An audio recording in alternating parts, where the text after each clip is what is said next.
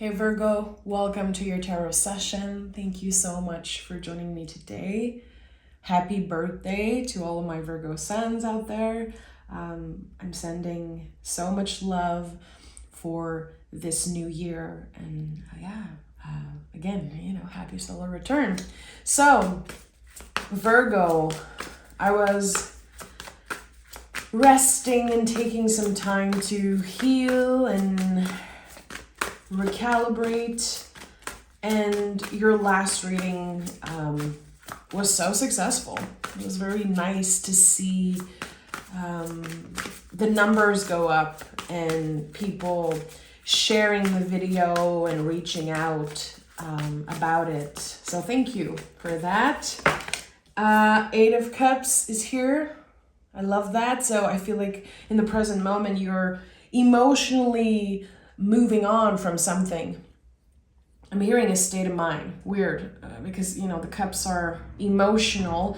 We are in the eclipse time. This is the Pisces energy here, and the moon is here. There's kind of the eclipse energy, so it makes a lot of sense that this is showing up for you.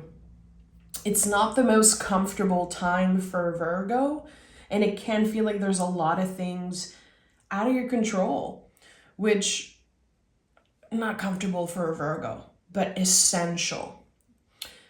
Whatever is meant to be cleared out of your life will naturally be cleared, I think, with this specific eclipse, and you will definitely be tested a lot around, again, control.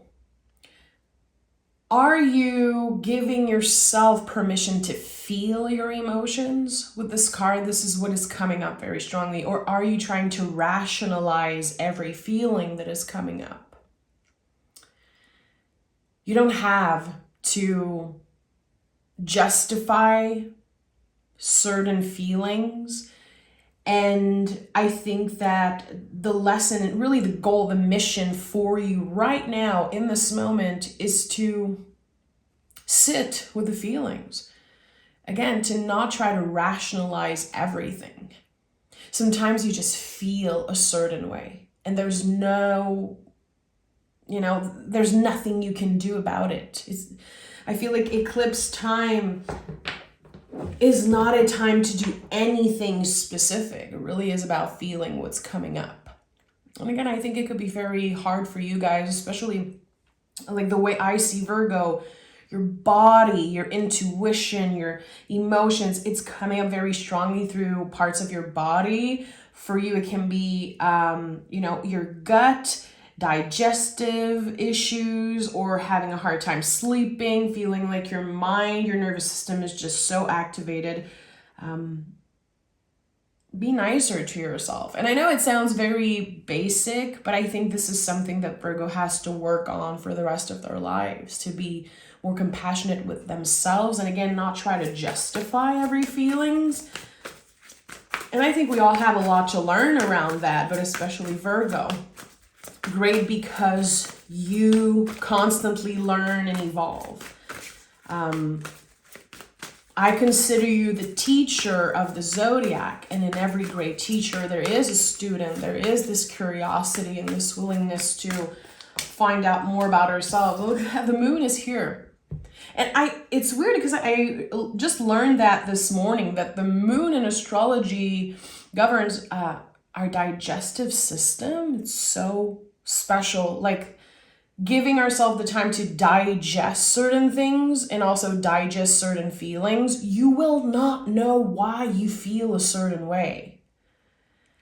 You cannot justify or necessarily explain. It's not the time for that. The moon says you're not supposed to know what's coming. You're not supposed to know exactly where you're going. You are on a path. I think that every step that you take obviously is leading you somewhere that kind of feels meant to be here. There's a lot of magic with this moon energy here. You are still transforming. Eight of Cups, all eights in the tarot are connected to a very, very deep transformation. In the past few years, you changed a lot and probably not just internally, but your external world, the material world changed. And then you recalibrated. And now I think it's time to stop looking outside of yourself for answers. You are definitely on some type of trip here in the underworld. Maybe shadow work. Maybe some of you are doing shadow work, but I think this is just about kind of finding equilibrium. Again, it's not just about the external and how validating it is and what you have, what you possess, and how much, like everything that you can quantify. It brings you some type of stability, but it's an illusion. That stability is an illusion. That what is the moon card teaches us in the tarot, that nothing is real. And I know it sounds kind of big, but I think you can understand that the Wheel of Fortune is here. So we have the moon, we have the Wheel of Fortune, the Eight of Cups, which are all very mysterious, but the Wheel of Fortune is the most esoteric card in the tarot. There are energies, invisible energies at work for you in this moment. You are being pushed in the right direction. And I think it's essential for you, again, to not obsess over what is the next step, what is this path. I need to put words on it. I need to justify. I need clear answers. You're not going to get clear answers in the month of September, Virgo. You're not. You have to let go of the grip. You have to trust those magical energies. I think that September is helping you kind of get back to a space of hope. So there are going to be some confirmation, some validation. But I think it's going to be very small moments, very small things here and there. Little glimpse, little signs from the universe, confirming that you are on the right track. And you've always been. But the path is not linear. And I think that you're starting to really understand that. You cannot count, again, quantify everything and calculate everything. It's not the way to go. So the Wheel of Fortune is moving in your favor. It really is. And it's leading you through the Three of Swords. And Three of Swords is this sacred heart. I really feel like we have to stop associating the Three of Swords with heartbreak. Sometimes this card can signify, having to break our own hearts, choosing something that is not necessarily what our heart wants, but we know it's the logical thing to do. It's the rational thing.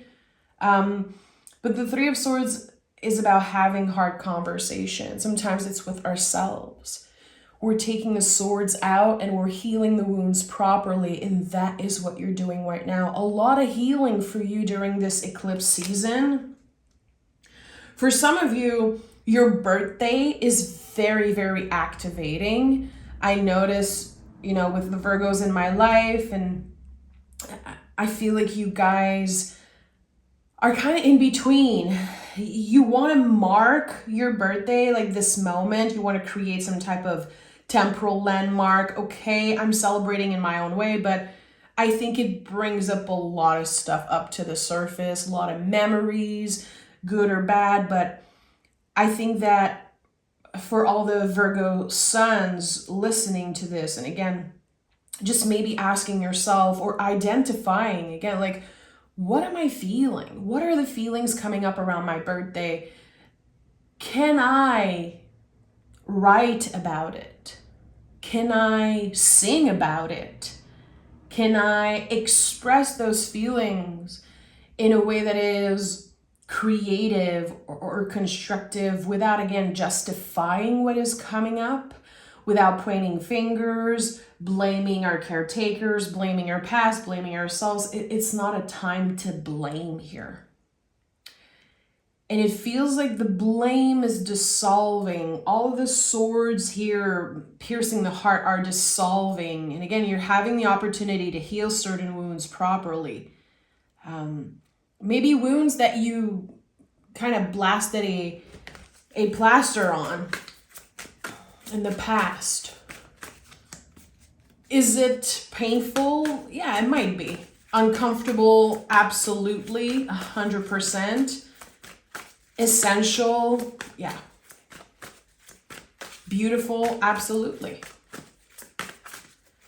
So, Three of Swords, again, when is it necessary to break our own heart? When is it necessary to talk about something? Or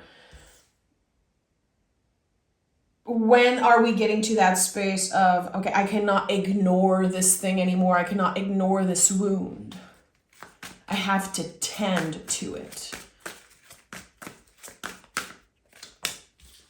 Okay, let's see what we have here. High Priestess.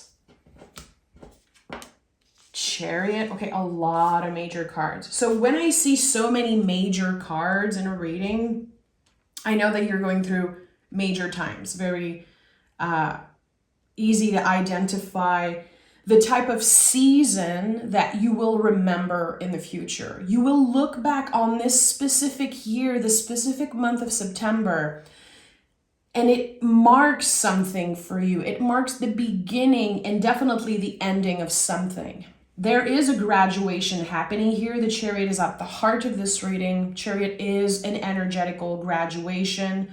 We have outgrown something. We are done. We are complete with this thing. And we can finally move on because it's not bringing us further in our journey. That's the thing with the Chariot card. The Chariot is made out of concrete. There are things here. There's no horses. It's not bringing you anywhere. This container, you've outgrown it. By the way, the moon is all over the place here. So I just want to say maybe you have your moon in the sign of Virgo, which this could be a very important message for you. Or again, you are impacted by this eclipse in the sign of Pisces, which is your opposite. So I definitely feel, again, like this time for you is a trip in the underworld. And it doesn't mean that it's all scary and uncomfortable. It is essential. And when the eclipse wash over everything that is not essential in your life, it will bring you so much comfort, so much more stability. And I would say, most of all, emotional stability. The High Priestess is here. And this is a card that, to me, is all about protection. You are protected. It's time to make mistakes. It's time to try different things. It's definitely not a time to obsess over perfection. Like, what is your relationship with perfectionism? As a Virgo, I know you have feelings about your own perfectionism, but perfectionism doesn't have any feelings about you. You know, it's like money. We all have feelings around money, thoughts about money. Money doesn't have any thoughts about us. It's like this one-way thing. It's not filling us, nourishing us in any way. It's all an illusion. The illusion of stability, the illusion that we are in control. We are not in control, and that's what the High Priestess and the moon is trying to teach us in the tarot, that control is not real. The only thing that we can control is our next step, what we do in the present moment, how we choose to interact with others, how are we talking to ourselves, really how we are moving in the world, which to me is the Hermit. It's you in the tarot. The Hermit only knows where his lantern is guiding him, which is the next step. To me, this is a constant reminder, again, that to practice control, to really have a little taste of control, we have to be as present as possible. Present in our bodies, again, present with our feelings.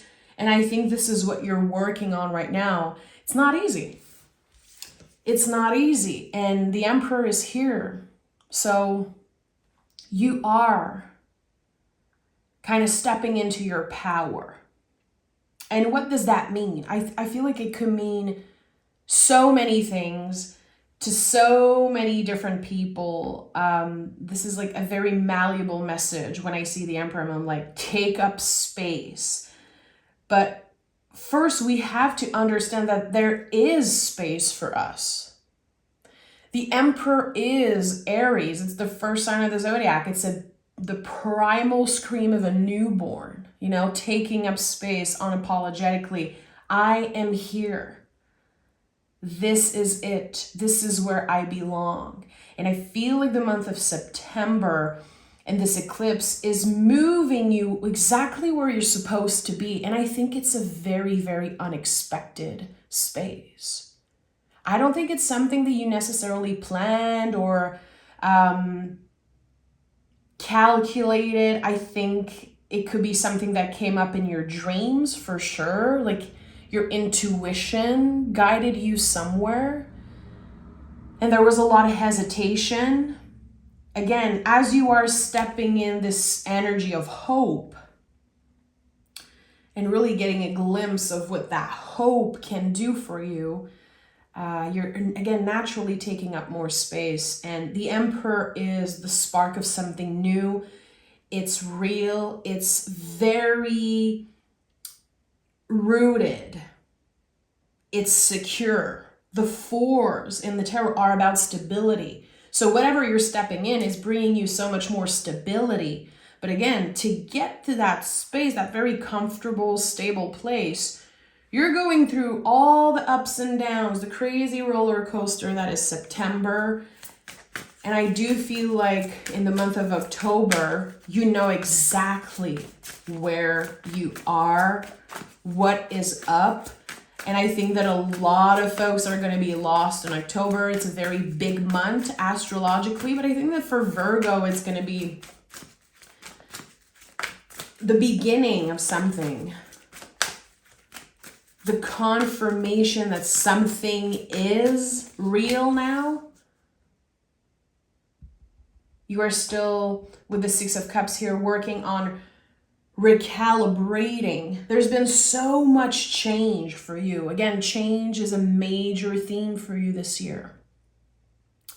And it's not, again, just external. The changes are all around. And Six of Cups is a recalibration of our feelings, our heart. The Six of Cups is the wild heart of a child. You know, we're getting back to that space where our inner childs are so happy because we are not making decisions out of fear. We're not making decisions out of our wounded self. Again, Three of Swords, you are taking the swords out and healing. And Six of Cups is another card of healing. So there's something about your past, I would even say your childhood, Virgo, that you probably put a Band-Aid on. I said a plaster earlier. I don't know. Is it just like French people who say plaster? Anyway. I'm sorry. I don't know why it made me laugh. In French, the real French word for a Band-Aid is diachylon, which is such a funny word in French. But anyway, I don't know why that made me laugh. So again, this space of true healing and seeing your past self, again, probably kiddo, very young or early teens, having so much more compassion for them, for not knowing and for trusting the uncertainty. I think this is what you're becoming a master at. You are a master at so many things. Again, I see you as the teacher of the zodiac. But now you are mastering this wildness, this trust, your intuition, and where it can lead you. And we have the Lover's card here also. So we have 6, 6. 6 is, again, all about recalibrating something. 5 is the number of change. And in 6, we recalibrate. We finally get adjusted to this new reality. The Lover's card is about communication. So there's something here about communicating to someone how you feel now. someone noticing that change, and that could be so beneficial for the two of you. I think that in this particular reading, the Lover's card could definitely be about a special relationship, not necessarily a romantic partner, but it could be a family member. It could be, for some of you, connected to this childlike energy, to your past. There's so much healing and acceptance, and there's finally communication. Like, it makes sense. Your feelings, again, you're not trying to justify or necessarily make sense of them, but at the end of the month, it starts making sense naturally because you trusted the process. I like that. And the Lover's card is the sacred mirror. You're finally giving yourself the credit. You're finally able to see, like, what exactly is this chariot that you have left behind? This graduation that I talked about. I think you're able to really give yourself the credit and your own flowers, really giving you kind of your flowers, if I can put it that way, for what you have accomplished. Your rational mind, your rational thinking is always like, well, this is what I'm supposed to do. I don't have time to celebrate myself. It's not like I deserve recognition or credit. This is what I'm supposed to do. But when we go back to, again, this wild way of loving, this inner child energy, which the Emperor also is connected to, we learn to celebrate ourselves just like we did when we were kiddos. Everything was celebrated when we were kids. You freaking lose a toot, a toot, and people, celebrate it. You take your first step, your first day of school, you do a drawing, even if it looks like shit, everybody's going to celebrate you. And I think that we lose that when we get older. And you don't want to necessarily constantly crave that again, validation and celebration, but it feels good to have this balance here. This is really the road to equilibrium for you. Yeah, 100%. The road to equilibrium, and we have the Temperance card and the Star card at the bottom of the deck. Do you want to talk about equilibrium? Look at the way they are handling the cups. And the Temperance card, in my opinion, is probably the luckiest card in the whole tarot. It's Jupiter, it's Sagittarius, it's the arrow. We are moving, we are changing, expanding, and the universe is on our side. Our guides. There is something here about your faith. Again, hope, which is here in the Star card. This card is all about hope. You made it, Virgo. And making it is not about reaching this perfect state. It's not about getting the prize and getting the job and getting that perfect body. And it's not about that. You have found really equilibrium. Emotionally, spiritually, mentally, physically. And I think it's time that you give yourself a little bit of a break. Easier said than done. But I feel like with the Temperance card, there's this moment of realization. The mind, body, and soul is truly aligned. And now I'm ready to take action. Look at all those majors. This is crazy, Virgo. We have 1, 2, 3, 4, 5, 6, 7 major cards in this reading for you. I don't even want to clarify. I'm going to pick moon cards, but I don't think I need to clarify. There is a clear kind of mirror energy here, trying to show you how far you have come. Your mind is still going to do its bullshit. You are ruled by Mercury. Your mind is always going to be loud. You have this inner critique that is so powerful. And I think that sometimes you confuse this inner critique, for an asshole. Like it's a problem, like you being critical is a bad thing. And it's not. And I'm constantly going to repeat that because this is a superpower of yours. And I think that it can get you very, it can get you very far to cultivate this critical thinking. But now, again, as you're not trying to justify why you feel a certain way, why you're thinking a certain thing, why you acted a certain way, and you're able to flow, to just be, which is something that is really, again, part of your shadow work. Because Pisces, this opposite in the zodiacal wheel, is all about flowing and surrendering and riding the wave of uncertainty. And I think that this equilibrium, this kind of center that you're finding, which is connected to the Wheel of Fortune. The Wheel of Fortune is always about finding our center and moving from that. I don't think it's ever going away, Virgo. I think that you found that and it will set the tone for the rest of your life. So on one side, you have this amazing, again, critical thinking. You are a forward thinker. You are a teacher, a creator, a master at so many things. Practical, reliable. This is one of the best things about you. You're so reliable. And on the other side, you're able to give yourself a freaking break and not be perfect all the time, to flow, to not absorb everything and make it your own. There's this, again, it's like the waves of the ocean. It's constantly changing. We cannot control it or predict it. We can only flow with it. And I think this is like your new mantra from now on. And again, it's going to be with you for the rest of your life, but it's still a practice. And that's where the Virgo energy comes very handy. Because you understand it's a practice.